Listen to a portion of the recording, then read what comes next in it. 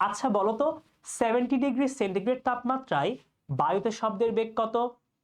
ভাইয়া এত বড় একটা ম্যাথ, প্রথমে V is proportional to root T সম্পর্ক বের করতে হবে, সেখান থেকে 0 ডিগ্রি সেন্টিগ্রেড তাপমাত্রায় শব্দের বেগ বসাতে হবে, টেম্পারেচারকে কেলভিনে কনভার্ট করতে হবে, কত কি করতে হবে, তারপর গিয়ে না আমরা শব্দের বেগ পাবো। কেমন হয় এত বড় একটা ম্যাথকে যদি আমরা ছোট্ট একটা সূত্রের সাহায্যে শিখে ফেলি? চমৎকার হয় না? অনেক সুন্দর হয়। আসসালামু আলাইকুম সবাইকে, আমি তোমাদের মাহিন ভাইয়া শর্টকাটে ফিজিক্সের পরবর্তী পর্ব নিয়ে আবারও চলে এসেছি। আজকে আমাদের পর্ব হচ্ছে তাপমাত্রার পরিবর্তনে চলো শব্দের বেগ নির্ণয় করি। আমরা ওই বড় সূত্রটা দেখব না, বরং ছোট্ট খুবই সিম্পল একটা সূত্রের সাহায্যে টেম্পারেচারের পরিবর্তনের শব্দের বেগ কিভাবে বের করতে হয় সেটা আমরা দেখব। চলো তাহলে শুরু করা যাক। থিটা ডিগ্রি সেন্টিগ্রেড তাপমাত্রায় শূন্য মাধ্যমে শব্দের বেগ তোমাকে যদি বের করতে বলে, সে বেগের সূত্র খুবই সিম্পল। সে বেগের সূত্রটা হচ্ছে V theta is equal to V naught plus 0.6 into theta. এই একটা সূত্রের সাহায্যে আমরা কিন্তু এটা বের করতে পারবো। অর্থাৎ থিটা ডিগ্রি সেন্টিগ্রেড তাপমাত্রায় শব্দের বেগকে আমরা ধরেছি ভি থিটা। এই ভি থিটা কি হবে? এটা সমান হবে V naught plus 0.6 into theta. এই থিটাটা হচ্ছে সেন্টিগ্রেড তাপমাত্রায় টেম্পারেচারটা। তাহলে ভি নট কি? ভি নট হচ্ছে 0 ডিগ্রি সেন্টিগ্রেড তাপমাত্রায় শব্দের বেগ।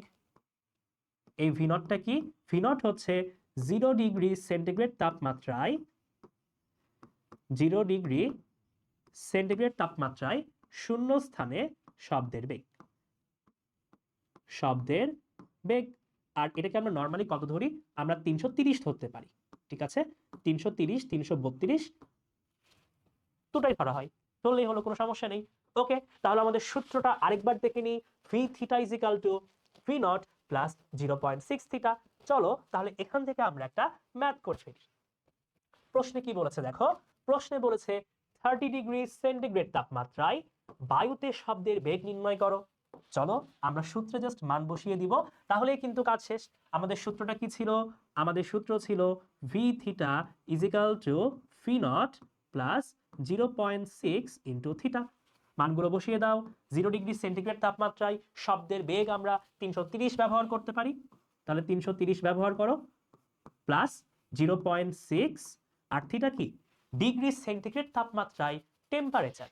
এই যে ডিগ্রি সেন্টিগ্রেড তাপমাত্রায় টেম্পারেচার দিয়েছে 30, তাহলে এখানে 30 বসিয়ে দিব।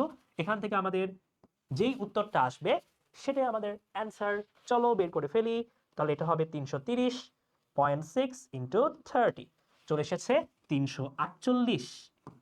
আইলা জাদু না? একেবারে কিন্তু আইলা জাদু। দেখেছো? এই ম্যাথটা যদি আমরা নর্মাল নিয়মে করতে চেতাম অনেকগুলো স্টেপ করে সলভ করতে হতো, কিন্তু এটার সাহায্যে আমরা একেবারে সহজে একেবারে এক লাইনে সলভ করতে পারছি। যদি কখনো এমসিকিউতে এই ধরনের প্রশ্ন চলে আসে, আমরা কিন্তু এই শর্টকাটটা ব্যবহার করতে পারবো। ওকে, তোমাদের উত্তর হয়তো একেবারেই কাছাকাছি চলে আসবে না, তোমাদের অ্যাকচুয়াল উত্তর হয়তো হবে 349, বাট এটার সাহায্যে আমরা অ্যাপ্রক্সিমেট কিংবা কাছাকাছি উত্তরটা পাবো।